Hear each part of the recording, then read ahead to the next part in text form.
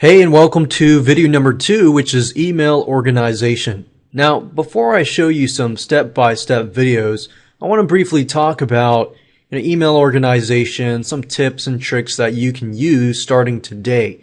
Now, there's not really a one set rule that you must follow in terms of email organization. But first I want to talk about different types of people. There are different types of users. So if you can figure out which category you fall into, then you can organize your email in a better way, because not everybody falls in the same category. First of all, there are people called searchers, people that like to search for their emails. I tend to fall into that category because it's less work. But at the same time, I like to categorize my emails at the same time, because I know that searching is not going to be able to solve all of my needs. So for example, if I need an email, I need to get a password that I received from a business partner, then I tend to go to Gmail and do a search for that password. However, what I've found over the years is that it's easier if I actually categorize my emails in different categories. And because I'm a searcher, you still want to, categorize your emails.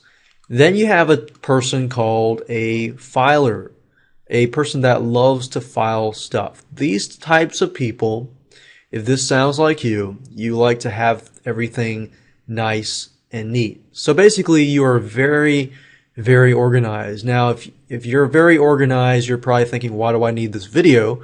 Well, you're going to learn a few tricks from this video, even if you are organized or you're not. Now, if you are organized, then you're a filer, so you like to have everything neat and nice.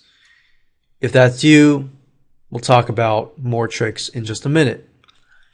Then you have somebody called the tagger. This type of person is sort of in between the searcher and the filer. I've become more of a searcher slash filer slash tagger. And tagger likes to put little hints, like you put labels.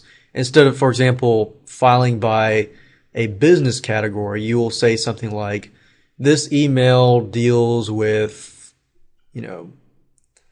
business, but it deals with this specific keyword. So you might tag it with a keyword or a hint and so forth. So now that you understand the three types, and there are many more different types of people out there, but that's pretty much the general category. Now let's talk about the do's and don'ts.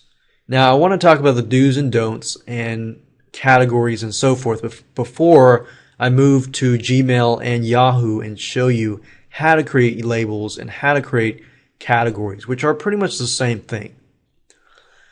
Do delete the spam and unnecessary emails. You definitely want to, on a daily basis, you want to delete the spam. You want to delete unnecessary emails. For example, if you're running an online business, most likely you're signing up on different lists.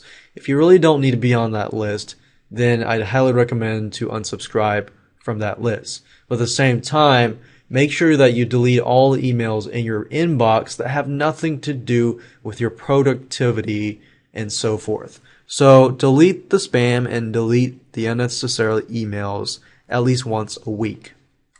But do not delete the sent emails. For example, you know how you send an email, it's going to be saved in your sent folder. For the past 3-4 years, I've never deleted a sent email unless it's an email that is not really needed. But I try not to delete sent emails. That way you can go back to your archive, and just in case you need those emails in the future. You definitely want to filter by creating labels and categories. You want to filter by person. So whether you're a searcher, whether you're a filer, or whether you're a tagger, I'd highly recommend that you create a category by person or by business person. Now, you don't have to create a filter in terms of customers, unless that's a major customer. But when I say by person, I'm talking about like business partners, you know, virtual assistants, and so forth. Because a lot of times you'll want to find an email from a certain person, and that'll just make it life easier. Filter by business, filter by expense and income. I actually filter and create labels for my expenses for 2009, 11, 10, 11. And filter by income, because guess what? When you're doing your taxes in the future, you're going to need to find which ones are expenses and which ones are incomes and net profit and so forth. So by filtering and categorizing, you will be able to do that at a fast pace. And don't be like me in 2006 when I ran my business and I did taxes and I had to find every single expense. And I know that I lost some expenses and wasn't able to deduct that. And because of that, I lost a lot of money. Empty your trash daily and create a to-do folder. A lot of times with email, because I run an online business, I create a to-do list and I email myself. But then I forget what needs to be done and so forth. And by creating a simple to-do folder, you get rid of that problem.